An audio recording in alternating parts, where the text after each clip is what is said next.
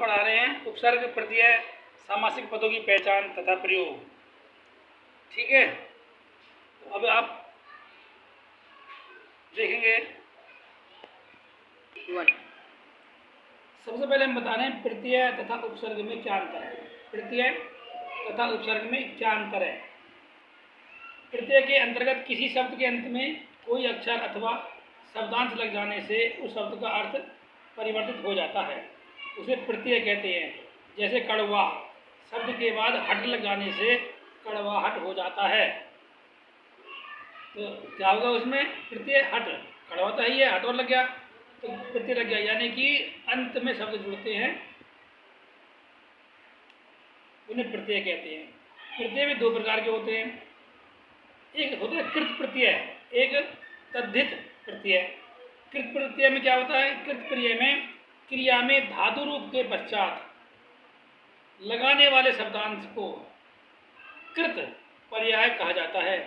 जैसे पढ़ में धातु में शब्दांश आई जोड़कर पढ़ाई बन जाता है।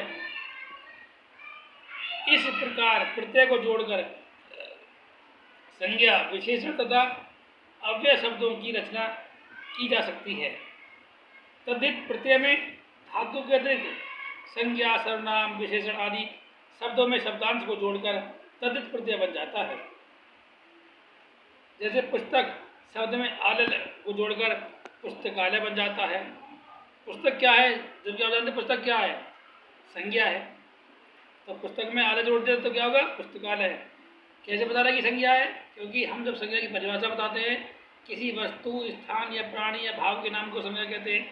तो पुस्तक क्या है, पुस्तक संज्ञा है, तो पुस्तक शब्द में आलय को जोड़कर पुस्तकालय बन जाता है। अब कुछ और अलग से शब्द देखिए, शब्द है अधि, शब्द है अधि और शब्दांश है कृत, तो क्या होगा, अधिकृत। प्रत्यय क्या हो गया, अधिकृत। अनुक्रम णिका अनुक्रमणिका, अनेक अर्थ अनेकार्थ, अनुरूपता अनुरूपता, उच्च शब्दांश है उत्तम, तो क्या हो गया, उच्चतम। कर्तव्य प्लस पालन कर्तव्य पालन, कर्म जमा शाला कर्मशाला, गिन जमती गिनती, चिकित्सा जमा लय चिकित्सालय, ज्येष्ठ जमाता ज्येष्ठता और त्याग जमा पत्र बराबर त्याग पत्र। प्रत्यय तथा उपसर्ग में अंतर। प्रत्यय किसी शब्द के अंत में जोड़ा जाता है, जैसे कार्य जमा आलय बराबर कार्यालय। आलय के कार्य के बाद जोड़ दिया गया है। उपसर्ग में शब्दांश को शब्द से पहले जोड़ा जाता है। उपसर्ग में क्या होता है, सबसे पहले जोड़ा जाता है, और प्रत्यय में शब्द के बाद में जोड़ा जाता है। जैसे पालन से पहले अनु जोड़ देने से क्या बन जाता है, अनुपालन बन जाता है। अब बात आती है समास किसे कहते हैं। समास किसे कहते हैं, दो अथवा दो से अधिक शब्दों के परस्पर मिलकर एक शब्द बनता है तो उसे समास कहते हैं। जैसे चाय नाश्ता, रोजी रोटी, पढ़ाई लिखाई। इसमें क्या होता है, चाय नाश्ता, तो चाय और नाश्ता के बीच में एक निशान लगा होता है डैश का, रोजी रोटी के बीच में लगा होता है डैश, पढ़ाई लिखाई उनके बीच में डैश लगा होता है। तो समास की परिभाषा दो या दो से अधिक शब्दों के मिलने से बने संक्षिप्त शब्द को सामासिक शब्द और इस मेल की क्रिया को समास कहते हैं। क्या कहते हैं, समास कहते हैं। समास के भेद। समास के भेद, तो समास के भेद, समास 6 प्रकार के होते हैं। समास कितने प्रकार के होते हैं, 6 प्रकार के। अव्ययी भाव समास, तत्पुरुष समास, कर्मधारय समास, द्विगु समास, बहुब्रीहि समास और द्वंद्व समास। प्रकार के हो गए, 6 प्रकार के हो गए। लेकिन अव्यय भाव में क्या, इसका प्रथम पद अव्यय होता है। प्रथम पद अव्यय होता है, जैसे अनुकूल, आजन्म, यथाशक्ति, प्रतिवर्ष। तो पहला अव्यय हो गया अनुकूल, कूल होता ठंडा, ठंडा रहना। अनु और लगा दिया। आजन्म जन्म तो होता है, आ लगा दिया। यथाशक्ति शक्ति होता है, यथा लगा दिया।